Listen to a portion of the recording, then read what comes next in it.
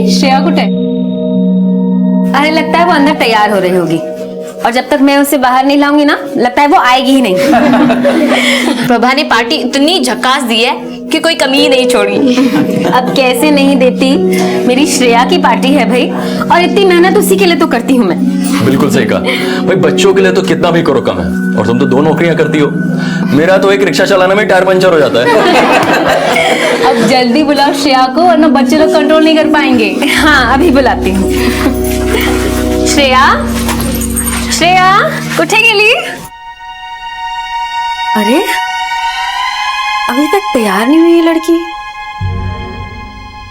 श्रेया, अरे ये लाइट को क्या हो गया? अरे आप लोग सब घबराओ मत, मैं मोमबत्ती जला रही हूँ। क्या हो रहा है? कैसी आवाजें आ रही हैं?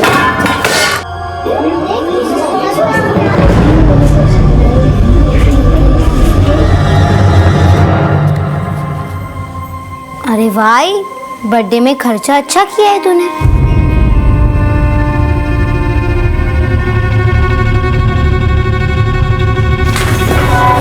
दिन रात मेहनत करती हूँ, एक एक पैसा कमाने में पसीने निकल जाते हैं मेरे, फिर भी इतनी मुश्किल से इतना महंगा केक लाई थी तेरे लिए, लेकिन तुझे तो ये सब दिखाई नहीं देता ना। कम से कम ये तो सोच लेती श्रेया कि सारे मोहल्ले के लोग यहाँ खड़े थे। मोहल्ले वाले को इधर उधर खड़े रहने के अलावा कोई काम नहीं है और ये सब करके तो मेरे लिए बुरी ही रहेगी। अरे विनोद ने मुझे बताया यहाँ क्या हुआ, मैं फौरन आ गया। विनोद ने बताया तेरे को? या तेरे पास जिगर नहीं है ये बोलने के लिए कि तू भी इसमें इसके साथ था? लाइट तो तूने ही काटी होगी ना। मैं कुछ बोलता नहीं हूँ करके तू मुझे हर मामले में घसीट लेगी? क्या मिलता है तेरे को ये सब करके? और वैसे भी हम दोनों का तलाक तो हो चुका है ना। तेरे से पीछा छूटता तो तलाक होता ना। अरे ऐसे तलाक का फायदा ही क्या जो तू गले में घंटी की तरह लटका है मेरे। अब मैं बीमार हूँ तो क्या करूँ? अरे छोड़ बाबा, किसके सामने बात कर रहा है? बाबा की दवाई जान पे आती है और मोहल्ले के सामने पार्टी देकर दिखावा करना अच्छा लगता है ना। तू गप्प बस, मदे बोलू न खुश। तुझे नहीं समझेगा श्रेया, ये आदमी किस तरह से झूठ बोलकर मुझसे पैसे ऐंठता है दवाई का बहाना बनाकर। बाबा,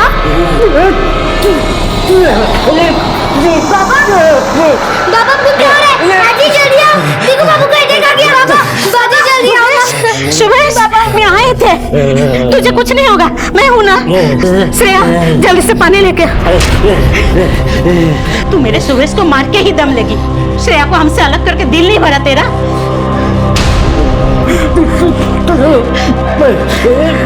बाबा बाबा को कुछ नहीं होगा, सुबह ठीक हो जाओगे। बाबा प्लीज, तुझे कुछ नहीं होगा बेटा, ठीक हो जाएगा। परिवार, ये शब्द जब भी हमारे जहन में आता है तो चाहे हम किसी भी परिस्थिति में क्यों ना हो, हमारे चेहरे पर एक हल्की सी मुस्कान आ जाती है। ये मुस्कान जिंदगी के उन बेहतरीन पलों की वजह से होती है जो हमने अपने घर वालों के साथ बिताए होते हैं। आमतौर पर एक परिवार में जितना प्यार होता है उतनी ही तकरार भी होती है, लेकिन ये तकरार किसी परिवार को कमजोर नहीं बनाती, बल्कि आने वाली चुनौतियों के लिए और मजबूती के साथ खड़े होने की ताकत देती है। और वहीं कई बार कुछ ऐसे हालात पैदा हो जाते हैं जिसके बाद परिस्थितियां बदलने लगती हैं। आज की इस कहानी में प्रभा के साथ भी कुछ ऐसा ही हो रहा था। उसका पारिवारिक रिश्ता बिल्कुल ठीक नहीं चल रहा था। अपने पति के साथ उसका तलाक हो चुका था और साथ ही साथ प्रभा और उसकी बेटी के बीच में दूरियां आ चुकी थी। आखिर ऐसा क्यों था? क्या हुआ था इस परिवार में? और क्यों श्रेया को अपनी मां फूटी आंख नहीं सुहाती?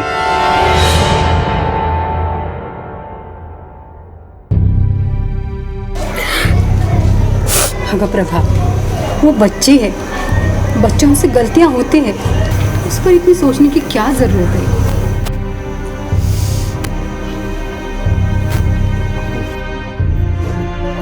सारा दिन काम करती हूँ और फिर रात को ये सब।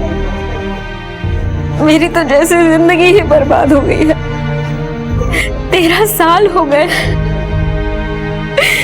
काश मैंने कभी सुबह से शादी ही नहीं की होती।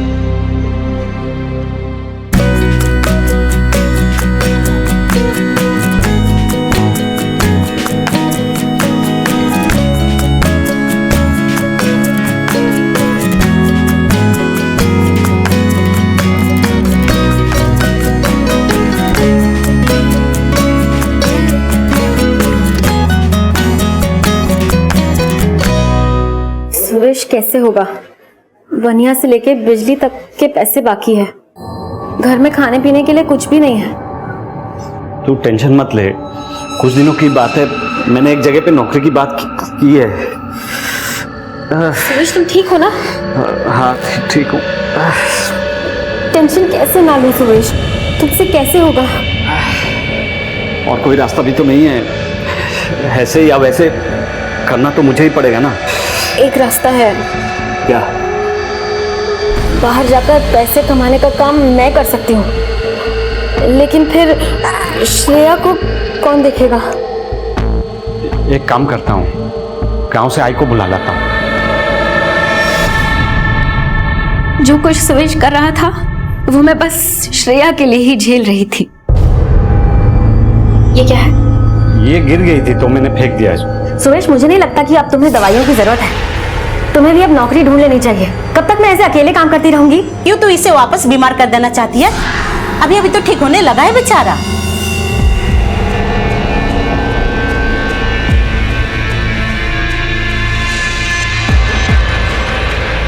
वाह यार, मुझे तो पार्टी के लिए शाम का इंतजार ही नहीं करना पड़ता।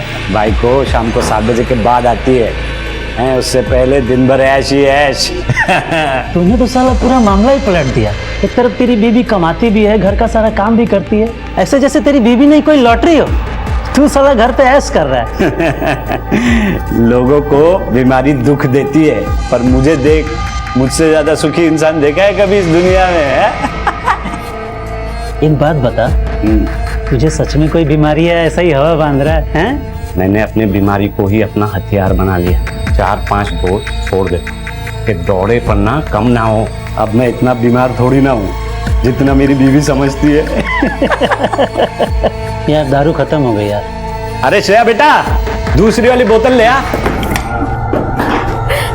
शक तो मेरे को पहले से ही था तेरे पे। अपने दोस्त के गिलास में अपनी बेटी से दारू डलवाते हुए शर्म नहीं आई तेरे को? अरे कम से कम अपनी अय्याशियों के लिए अपनी बेटी का इस्तेमाल करना तो बंद कर। बात को इतना लंबा क्यों खींच रही है? बात लंबी हो या छोटी, अब तो बात कोर्ट में ही निपटेगी।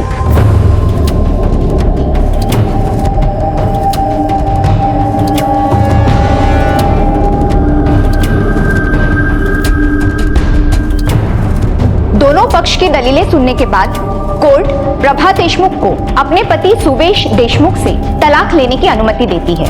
बच्ची श्रेया देशमुख की कस्टडी मां प्रभा को दी जाती है। मैडम ऐसा मत कीजिए, मैं आपके पांव पड़ता हूँ। Madam please madam. डिवोर्स तो सिर्फ कागज पर ही हुआ था, क्योंकि वो तो मेरे पीछे पीछे यहाँ तक आ गया।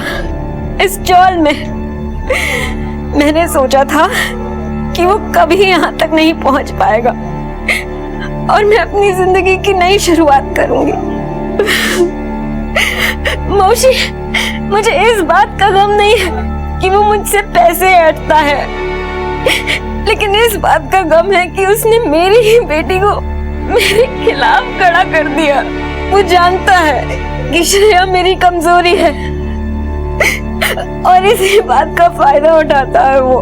भगवान पर भरोसा रख, एक दिन श्रेया को एहसास हो जाएगा कि तू उसे कितना प्यार करती है।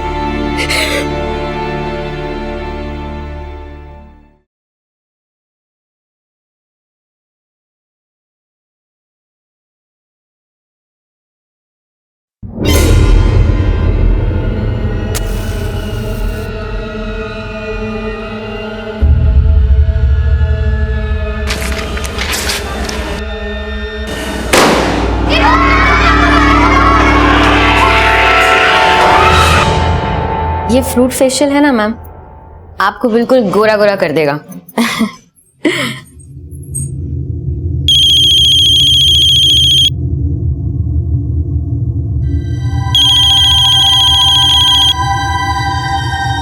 हेलो, हाँ बोला। क्या?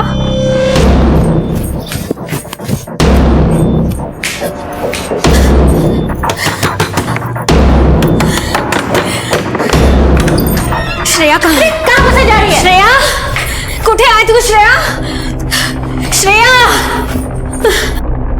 अरे क्या हुआ? काय को इतना चिल्ला रही है? सुबह श्रेया को कहाँ छुपा कर रखा है, जल्दी बता दे। अरे तेरा दिमाग खराब हो गया क्या? मैं उसको इधर काय को छुपा के रखूंगा? इधर नहीं छुपा कर रखा है तो किधर छुपा कर रखा है? आई शपथ, मेरे को नहीं मालूम वो किधर गई है। तो फिर किसको मालूम होगा? उसके स्कूल से फोन आया था, उसकी टीचर कह रही थी स्कूल में बम फोड़ कर किधर भाग गई है वो। अरे उसका रोज का है, तू टेंशन मत ले, जा वो आ जाएगी।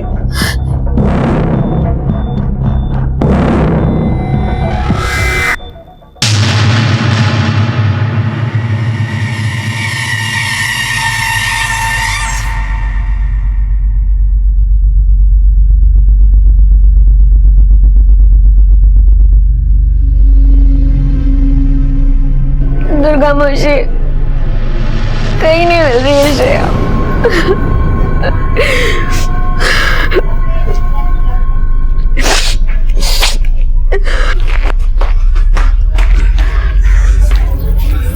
हर जगह ढूंढा, कहीं नहीं मिली श्रेया।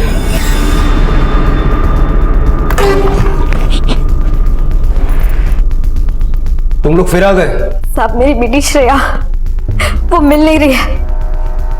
तुम लोगों का रोज कुछ ना कुछ चलता है ना? साहब ये मेरी सास है, इसी ने मेरे पैसे चुराए हैं। आप एक बार इसके घर में देखिए, मेरी जमा पूंजी यहीं मिलेगी। हाँ हाँ साहब, आप आओ और देख लो पूरा घर। मैंने चोरी नहीं की तो मैं क्यों डरूं? शिंदे बाबू जरा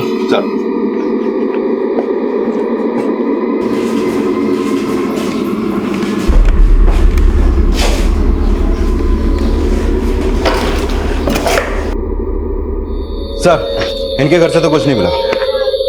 साहब आप एक बार फिर से देखिए, पैसे जरूर इसने कहीं छुपा कर रख दिए होंगे। साहब इसने जानबूझ के खुद अपने पैसे छुपा दिए हैं और इल्जाम मुझ पे डाल के मुझे बदनाम करना चाहती है। साहब आप एक बार इसके घर भी देख लो। चेक करो।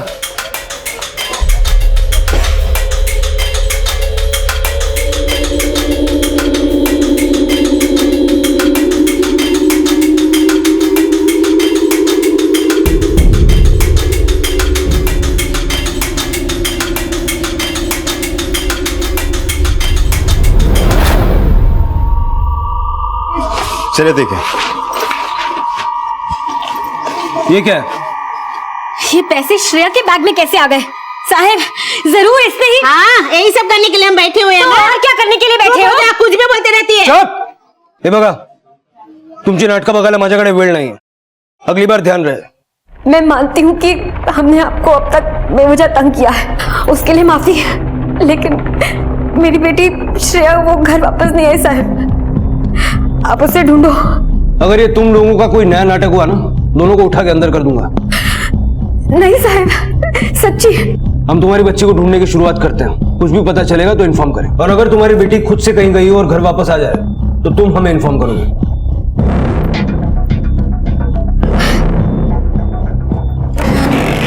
सर, ये फिर से इनका कोई नया नाटक तो नहीं है? शिंदे, ये तो पता लगाना होगा। बात एक बच्ची की है, मामला अगर इनके बीच का भी हो तब भी हमें बच्ची को तो ढूंढ निकालना है। बच्ची आखिरी बार स्कूल में दिखी थी, तफ्तीश वहीं से शुरू करते हैं। अक्सर आपसी झगड़ों और बातचीत के दौरान हम ये सोचते हैं कि हमारे आसपास मौजूद बच्चे ये समझ नहीं सकते, लेकिन हम पूरी तरह से गलत हैं। इस उम्र में किसी भी चीज को समझने की लालसा अपनी चरम सीमा पर होती है। अबोध मन हमेशा अपने आसपास मौजूद हर पहेली को सुलझाना चाहता है। ये मन हर उस शब्द को अपनी गहराई में उतार लेता है जो उसके आसपास चल रहा होता है, और इस सब का असर पड़ता है उनके चरित्र पर। श्रेया ने भी बचपन से वो सब कुछ देखा था जो प्रभा और सुवेश के बीच चलता आया था, और इसी की वजह से कहीं ना कहीं वो उस तालीम से वंचित रह गई थी जिसकी वो हकदार थी। नतीजा, उसकी माँ को उसके द्वारा की गई शरारतों की खबर मिलती रहती थी। लेकिन इस बार मामला गंभीर था। स्कूल से मस्ती करके भागी श्रेया का अब तक कुछ पता नहीं चला था। आखिर कहाँ गई थी श्रेया? क्या वो सच में किसी मुसीबत का सामना करने वाली थी, या फिर ये भी उसकी कोई शरारत थी?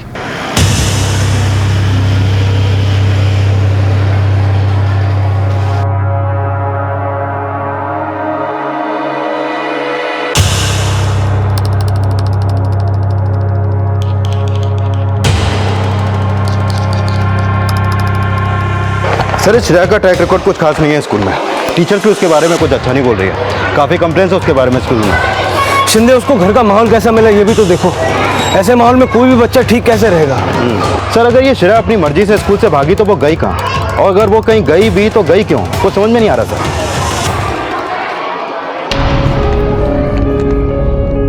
नमस्ते साहब। इस बच्ची को जानते हो? इसी स्कूल में पढ़ती है। साहब जानता हूँ साहब, ये हमेशा मेरे पास से आइसक्रीम लेकर जाती है। बहुत नटखट बच्ची साहब। कल भी इसने यहाँ से आइसक्रीम खरीदी थी। कल तो ये स्कूल खत्म होने से पहले ही निकल गई थी साहब। वहाँ रिक्शा स्टैंड से रिक्शा लिया था उसने।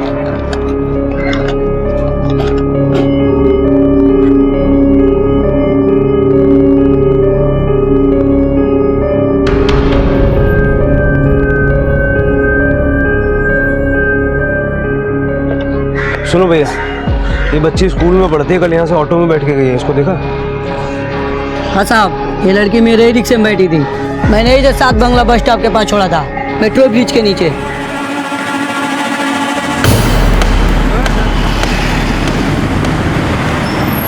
शिंदे, ये श्रेया 7 बंगला बस स्टॉप क्यों गई होगी? सर 7 बंगला मेट्रो ब्रिज के पास जो बस स्टॉप है उसके आसपास को सर्विलेंस सीसीटीवी लगे हुए हैं, शायद उसकी फुटेज से कुछ हाथ लगे।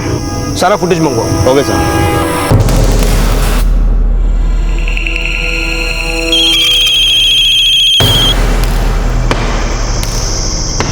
हेलो,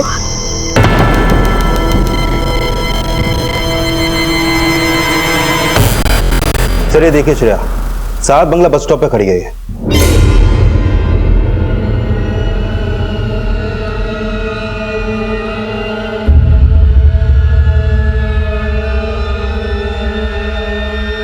ये श्रेया बस में बैठकर कहाँ गई? सर ये 210 नंबर की बस है। 7 बंगला बस स्टॉप से लेकर लास्ट स्टॉप तक सिर्फ 4 स्टॉप्स हैं और आखिरी स्टॉप है वर्सोवा। सर इतने बड़े एरिया में से ढूंढ पाना मुश्किल होगा। शिंदे, एटलीस्ट ये तो पता चला कि श्रेया वर्सोवा की तरफ गई थी। अब ये पता करना है कि वो वहां क्यों गई थी और किससे मिलने गई थी। मात्रे के साथ अपने 2 आदमी और भेजो और उस एरिया में पूछताछ करवाओ। हो सकता है किसी ने बच्ची को देखा हो।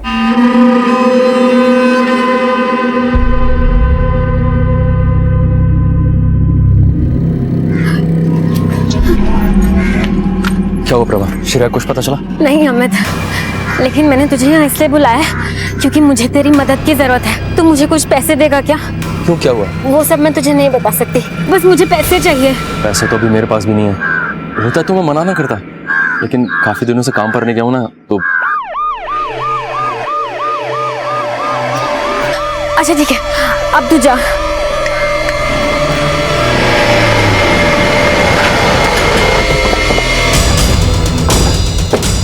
प्रभा, तुमसे कुछ जरूरी बात करनी है। श्रेया उस दिन स्कूल से भागने के बाद सीधी वर्सोवा की तरफ गई थी। कोई रहता है तुम्हारा वहां? वर्सोवा? नहीं साहब, वर्सोवा में तो हमारा कोई नहीं रहता। जरा अच्छे से सोचो, आखिर वो वहां क्यों जाएगी, वो भी यूं एकदम अकेले स्कूल से भाग के?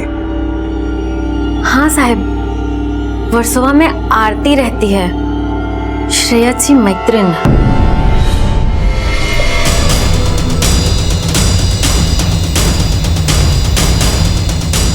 आरती, आपकी फ्रेंड श्रेया आपसे मिलने आई थी? अंकल, बहुत दिन हुए, मैं और श्रेया मिले ही नहीं। सर सड़क के उस पार वाले साइबर कैफे से कुछ पता चला है, तो साइबर कैफे ओनर ने श्रेया की फोटो को पहचाना है। उसके हिसाब से श्रेया वहां 3 बजे तक थी और उसके बाद सीधे यहाँ पर आई है। बेटा, आपकी फ्रेंड अभी तक घर नहीं लौटी है। आपको हमें सब कुछ बताना होगा, जो कुछ भी आप जानती हो। देखो, घबराओ मत, सब कुछ सच सच बताओ। अंकल, कुछ दिन पहले श्रेया मुझसे मिलने आई थी। आरती, तेरे बाबा प्रॉपर्टी में काम करते हैं ना, मुझे किसी भी खाली घर की चाबी दे देना प्लीज। लेकिन मुझे पापा से बात करनी होगी और मैं उनसे क्या बोलूंगी? देख आरती, तू किसी को कुछ मत बताना प्लीज। तू बस मुझे चाबी दे दे, किसी को कुछ नहीं पता चलेगा। तू मेरी दोस्त है ना, मेरे लिए इतना नहीं कर सकती? ठीक है, मैं एक बार ट्राई करती हूँ। बेटा, कौन से घर की चाबी दी थी आपने उसे? राजकमल चोल के घर की। आपके पास उसकी डुप्लीकेट चाबी है? हाँ है।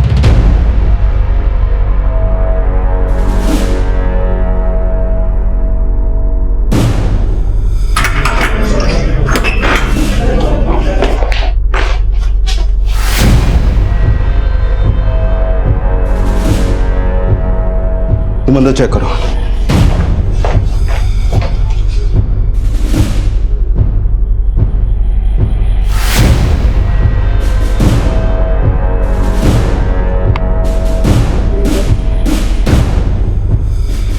सर, यहाँ पे कुछ भी नहीं है।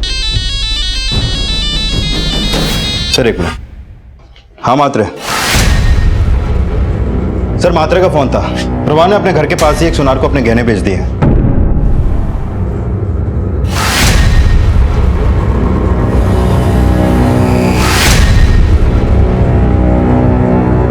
कितने मिले सारे गहनों के प्रभा? गहने? कौन से गहने? मैं तो अपने काम से वापस आ रही हूँ। प्रभा, हमारे पास गंवाने के लिए वक्त नहीं है। हम तुम्हारी बेटी को बचाकर उसे वापस लाना चाहते हैं। कहीं श्रेया के लिए कोई धमकी भरा कॉल तो नहीं आया तुम्हें? देखो प्रभा, तुम्हारे लिए ये समझना बेहद जरूरी है कि हम ही हैं जो उसको बचा सकते हैं और वापस ला सकते हैं। 50,000 मांगे साहब। फोन आया था मुझे। किसने मांगे तुमसे पैसे? जानती हो उसे? मैं नहीं जानती साहब, बस फोन आया था और कहा कि 50,000 रुपए देना पड़ेगा और श्रेया उनके पास है और अगर नहीं दिए तो वो श्रेया को मार देंगे। इसी बात का शक था। वैसे इस किडनैपिंग के पीछे कोई ऐसा भी है जिसकी तुम कल्पना भी नहीं कर सकते। कौन? शायद इस किडनैपिंग के पीछे तुम्हारी बेटी श्रेया खुद है। क्या? श्रेया? श्रेया नहीं किया होगा ये सब, लेकिन साहब इसमें उसकी कोई गलती नहीं है। वो तो बच्ची है अभी। ये सब उसको सुवेश ही सिखाता है। झूठ बोलना, पैसे ऐंठना, इन सब कामों में सुवेश ही उसकी मदद लेता था।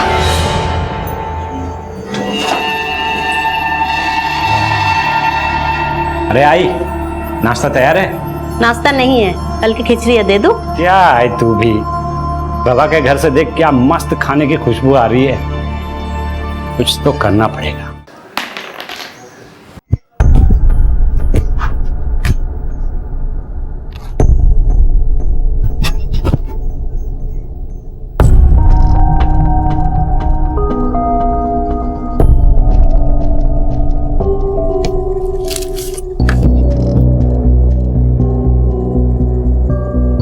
बाबा, ये आप क्या कर रहे हो?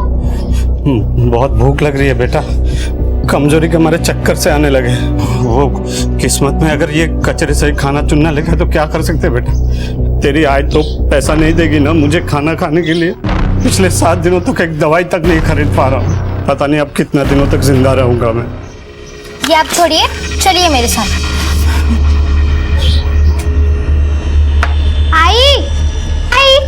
आली, अरे तू इसको क्यों लाई यहाँ पर? तू पहले अंदर जा और बाबा के लिए खाना ला। इसके लिए खाना लाऊं? अरे मेरा बस चले तो इसे जहर दे दूं मैं। ठीक है, मत दे। मैं और बाबा कच्चे में से ही खाना खाएंगे। चलो बाबा। रुक, लाती हूँ। बेटा आजिल अपन बुलाओ, वो भी तो हमारे साथ खाना खाएगी ना। हो बाबा। क्या?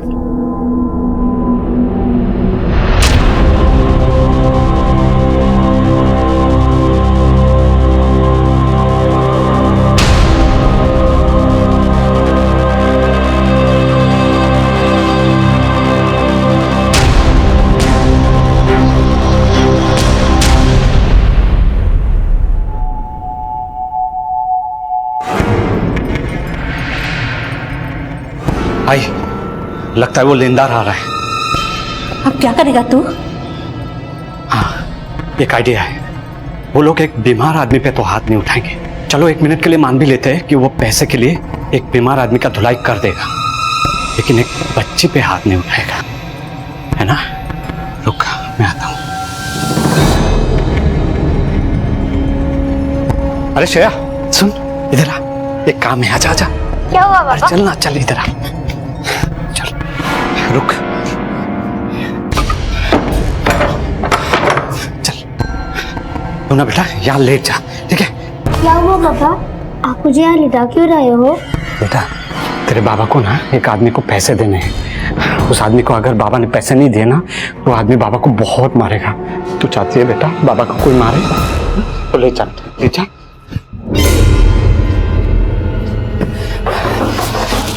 आई तू संभाल पैसा।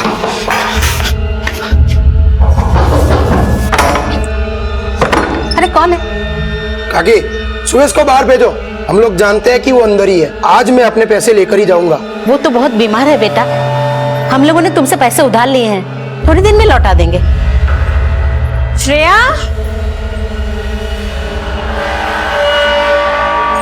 श्रेया, श्रेया। अरे अंदर कहाँ घुसे जा रही है? श्रेया, किसने लिटाया तुझे यहाँ? सुवेश ना?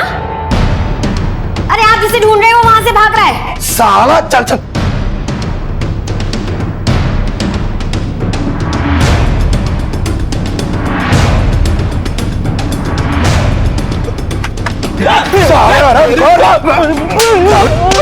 पैसे नहीं दे रहा।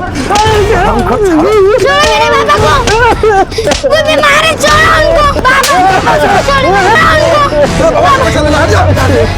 पापा, अरे छोड़ मुझे। पापा, तू बहुत बुरी है, कहीं जाकर मर क्यों नहीं जाती? फिर इसके बाद श्रेया बिगड़ गई साहब। घर से पैसे चोरी करना, झूठ बोलना, इतनी छोटी सी उम्र में सब गलत काम सीख गई थी वो। तुम्हारा फोन।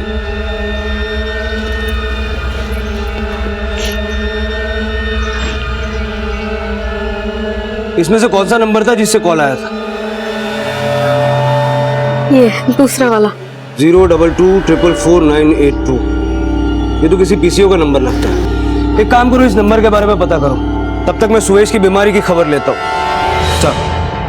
पुलिस को इस बात का शक था कि 12 साल की श्रेया ने खुद ही अपनी किडनैपिंग का झूठा नाटक किया, लेकिन किसी को यह समझ में नहीं आ रहा था कि अगर यह सब कुछ खुद श्रेया ने किया था तो इसके पीछे वजह क्या थी। प्रभा ने जो कुछ भी पुलिस को बताया था उससे यह तो साफ होता है कि सुवेश ने हमेशा श्रेया की मासूमियत का गलत फायदा उठाया था। आखिर क्या हो रहा था, कहां थी श्रेया, और क्या इस सब में सुवेश भी उसके साथ शामिल था?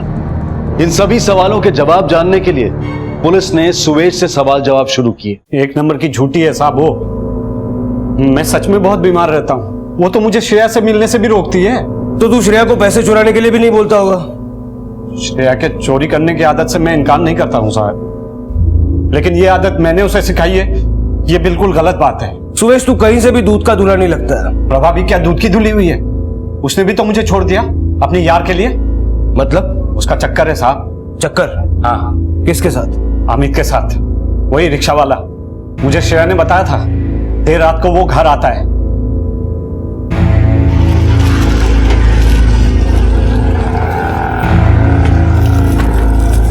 सुनिए, 022444982। वो है सब। क्यों, क्या हुआ? इस नंबर से एक धमकी भरा कॉल आया था। मामला किडनैपिंग का है। कोई आदमी यहाँ आया था इस 10-12 साल की लड़की के साथ। ये कैसे बता सकता हूँ साहब मैं? यहाँ तो 50 लोग आते हैं।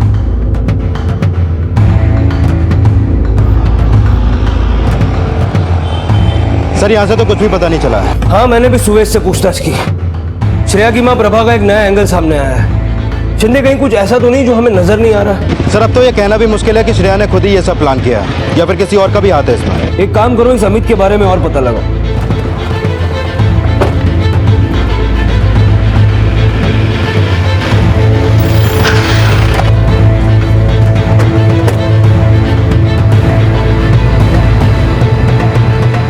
सुनिए। हाँ जी सर। ये अमित का घर किधर रहता है?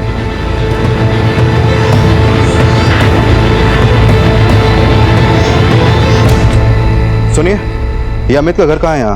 यहाँ से राइट ले। Thank you.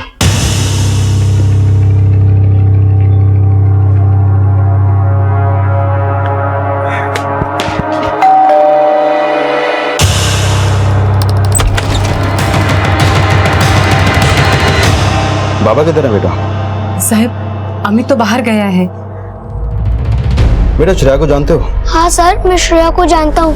वो मेरी स्कूल में पढ़ती है और वो मुझे बिल्कुल अच्छी नहीं लगती। क्यों नहीं अच्छी लगती बेटा तुम्हें? ऐसा क्या हुआ? वो मेरे घर पे आके रहने वाली है। तुम्हारे घर में? क्यों बेटा? मेरे बाबा और उसकी एक शादी करने वाले हैं। सर, ये प्रभा का अफेयर कहानी में एक नया एंगल जोड़ रहा है। हाँ, इस अफेयर के बारे में सुवेश ने भी बताया था, जो उसे श्रेया से पता चला। अमित के बेटे को भी ये बात मालूम है, बस प्रभा ने ये बात हमसे खुद छुपा के रखी। अमित और प्रभा को लेकर आओ।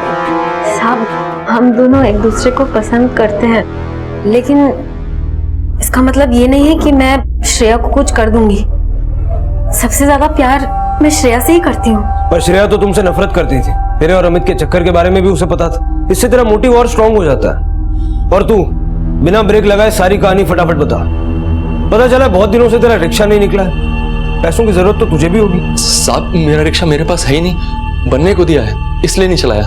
और साहब प्रभा का तलाक हो चुका था और मेरी बीवी को तो मरे काफी टाइम हो गया, इसलिए हम दोनों ने सोचा कि एक दूसरे का सहारा बनते हैं। साहब श्रेया मेरी भी बेटी जैसी है, उसको कुछ करने का तो मैं सोच भी नहीं सकता। मासूमियत भूल के पी गए हो तुम दोनों, लेकिन मैं सब पता करके रहूंगा। और जहां मुझे पता चला कि सबके पीछे तुम दोनों हो, नाक से पानी पिला दूंगा।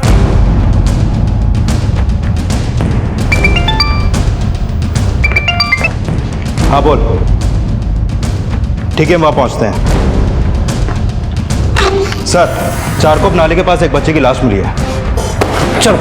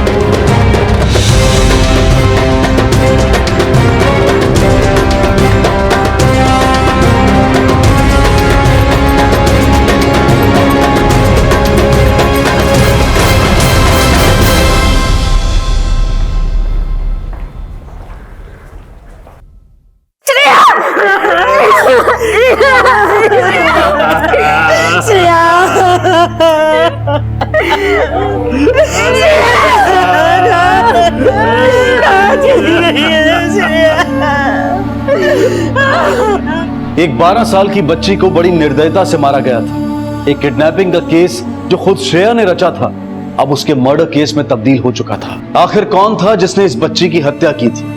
आखिर श्रेया की मौत से किसे फायदा हो सकता था? अब तक पुलिस इस केस को हर एंगल से खंगाल चुकी थी, लेकिन अब भी उन्हें उसे कड़ी की तलाश थी जिसके मिलने से शायद ये केस सॉल्व हो सके।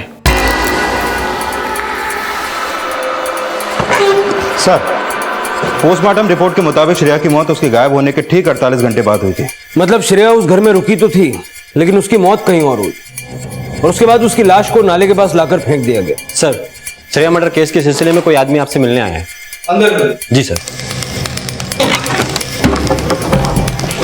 नमस्ते साहब, मैं किशोर साहब कांदीवली में पंचर की दुकान पे काम करता हूँ सर। इस केस से तुम्हारा क्या लेना देना? साहब 5 तारीख को एक आदमी की गाड़ी की पीछे वाली सीट पे मैंने इस बच्ची को देखा सर। गाड़ी का पंचर तो साहब मैंने ही बनाया था, लेकिन साहब उस समय जब इस बच्ची को देखा तो लगा सो रही थी।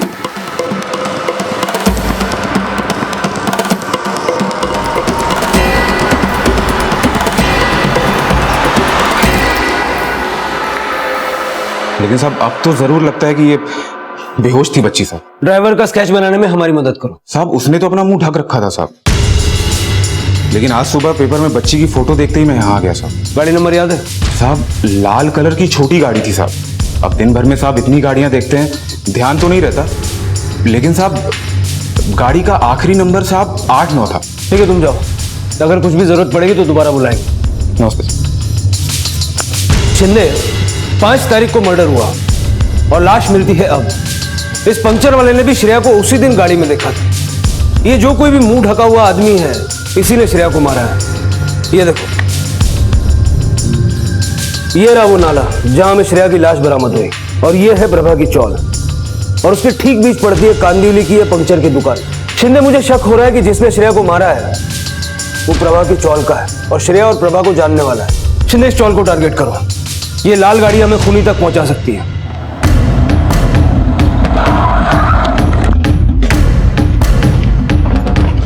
ओके, यहाँ कोई लाल कलर की गाड़ी देखी तुमने जिसका लास्ट नंबर 8-9 है?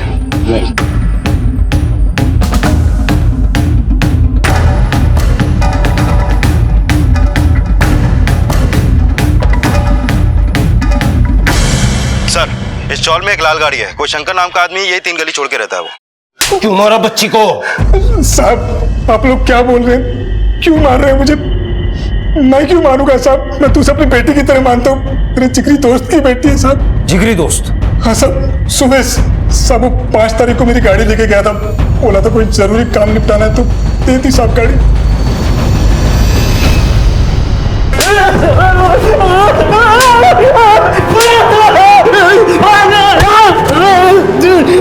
मारा है अपनी बेटी को? चल बोल बोल, वरना उल्टा लटका के मारूंगा। बता दो साहब, प्रभा से पैसे निकलवाने के लिए मैंने और श्रेया ने मिलकर ये प्लान किया था, लेकिन ये बात गलत है कि मैंने उसे मारा है साहब। मुझे इतने पैसों की क्या जरूरत पड़ी जो तूने इतना बड़ा प्लान बनाया? लेनदारों को पैसे देने थे साहब, मैं क्या करता, जीना आराम हो गया था साहब मेरा। फिर श्रेया ने झट से एक घर का इंतजाम कर लिया। प्लान ये था कि पैसे मिलने तक वो उस घर में ही छुपी रहेंगी, लेकिन उस दिन मुझे ऐसा लगा जैसे कोई मेरा पीछा कर रहा है, शायद कोई लेनदार। जब भी मुझे ढूंढने कोई लेनदार आता, श्रेया घर में मेरी जगह सो जाती थी। उस दिन भी जब राजकमल चौल के उस घर में मैं श्रेया से मिलने गया तो उसने बोला कि वो मेरी जगह ले लेगी और मैं उस जगह सेफ रहूंगा। ठीक है। मैं जब अगले दिन वापस अपने घर आया तो मैं खुद ही ये देखकर हैरान हो गया कि श्रेया की लाश मेरे ही बिस्तर पर पड़ी थी। श्रेया?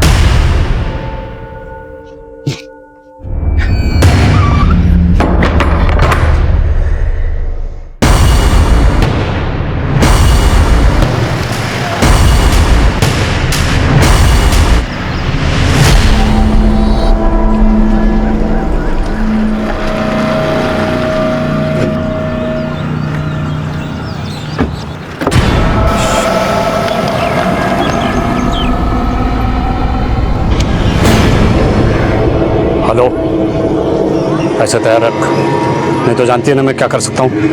साहब मैंने सब कुछ किया है, लेकिन अपनी बेटी को नहीं मारा है साहब, नहीं मारा है। सुवेश का पीछा कौन कर रहा होगा? क्या इसकी बातों पर भरोसा करना ठीक रहेगा? सर सुवेश के लेनदारों की लिस्ट निकालता हूँ, शायद उनमें से कोई हो। शिंदे, पूरे चौल में कोई ना कोई तो होगा जिसने किसी को आते जाते देखा होगा। इतनी सफाई से सब कुछ कैसे किया जा सकता है? सर वैसे दोपहर के वक्त उस चौल में चहल पहल कमी रहती है। सर एक काम करता हूँ, मैं अपने खबरियों का नेटवर्क एक्टिव करता हूँ, चौल के लोगों से पूछताछ करता हूँ, शायद वहां से कोई सुराग हाथ लगे। सर चौल में लोगों ने पूछताछ में इस आदमी के बारे में बताया है, इसे दोपहर में उस चौल में देखा गया है। सर इसकी कुंडली निकाली तो पता चला कि एक सुपारी किलर है और फिलहाल में एक मर्डर केस में अंदर था। ये नाम क्या है इसका? सर राजू नाम है इसका, अभी बेल पे बाहर है। वापस अंदर जाने का वक्त आ गया, जहां भी मिले वहां से घसीट के लाओ चलो।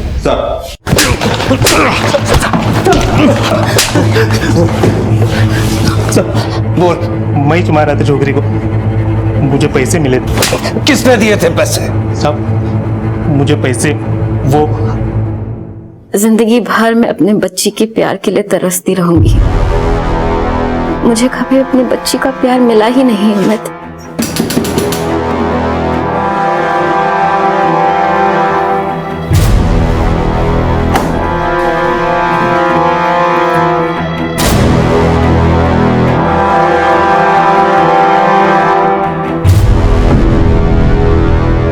क्यों मारा बच्ची को? बोल। साहब मैंने ऑटो बेचकर सुपारी दी थी साहब, लेकिन साहब सुपारी श्रेया की नहीं, सुवेश की थी। साहब सुवेश प्रभा को बहुत परेशान करता था और मैं प्रभा से प्यार करता हूँ, उससे शादी करना चाहता हूँ। प्रभा हमेशा श्रेया के प्यार के लिए तरसती थी साहब, लेकिन जब तक ये सुवेश था ना तब तक ये मुमकिन ना हो पाता। इसलिए प्रभा की खुशी की खातिर मैंने सुवेश को रास्ते से हटाने का सोचा था। उस दिन क्या हुआ था? मुझे नहीं पता था कि ये बाप बेटी अपना ही प्लान बना रहे हैं। हम लोगों ने पूरी प्लानिंग की थी। मैं वहां घर के बाहर ही खड़ा था, राजू सुवेश को मार देता और सारा किस्सा खत्म। लेकिन साहब उस दिन एक अलग ही किस्से की शुरुआत हो गई।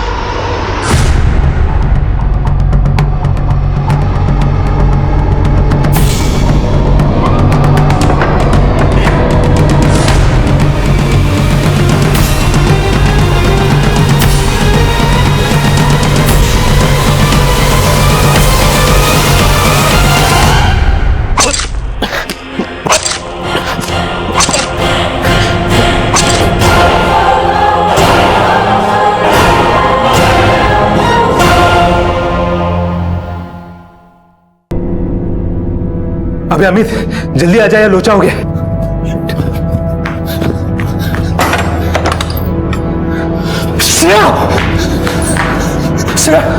ये कैसे? अबे ये क्या करवा दिया तूने? मालूम है कितना बड़ा कांड हो सकता है। अब मैं यहां से निकलता हूं, तू अपने संभाल ले।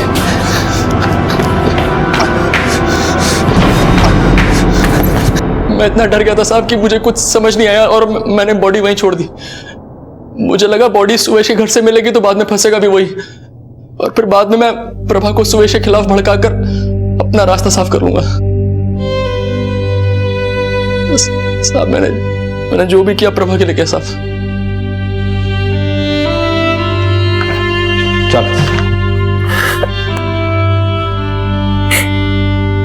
मेरी जिंदगी की गलतियों की सजा मेरी बेटी को भुगतनी पड़ी। सुवेश और मेरे झगड़े की वजह से मेरी बेटी की जान चली गई। अब मेरी बेटी कभी वापस नहीं आएगी साहिब, कभी वापस नहीं आएगी। इस केस में एक शख्स ने अपने प्यार को पाने के लिए जुर्म का रास्ता चुना। भले ही उसका मकसद प्रभा को हर तकलीफ से आजादी दिलाना हो, लेकिन किसी भी सही काम की शुरुआत किसी बुरे इरादे के साथ नहीं हो सकती। इस सब के लिए सुवेश भी उतना ही जिम्मेदार है जितना कि अमित। शादी वो पवित्र बंधन है जिसे दो लोग प्यार और विश्वास की ताकत से सींचते हैं। सुवेश ने इस शादी का इस्तेमाल सिर्फ अपने मतलब के लिए किया। उसने कभी ये कोशिश नहीं की कि सब कुछ ठीक हो, पति पत्नी दोनों कंधे से कंधा मिलाकर परिवार को चलाएं। अगर उसने जरा सा भी इस बारे में सोचा होता तो शायद श्रेया जिंदा होती और अपनी जिंदगी बेहतर तरीके से जी रही होती। अब मैं अनूप सोनी आपसे विदा लेता हूं। फिर मुलाकात होगी अगले एपिसोड में एक और चौंका देने वाले केस के साथ। तब तक अपना और अपने परिवार का ख्याल रखें और देखते रहें क्राइम पेट्रोल डायल 100। सबक एक को, सीख हम सबको। जय हिंद। इस तरह के और भी एपिसोड देखने के लिए हमारे चैनल को सब्सक्राइब करें और बेल आइकन दबाना ना भूलें।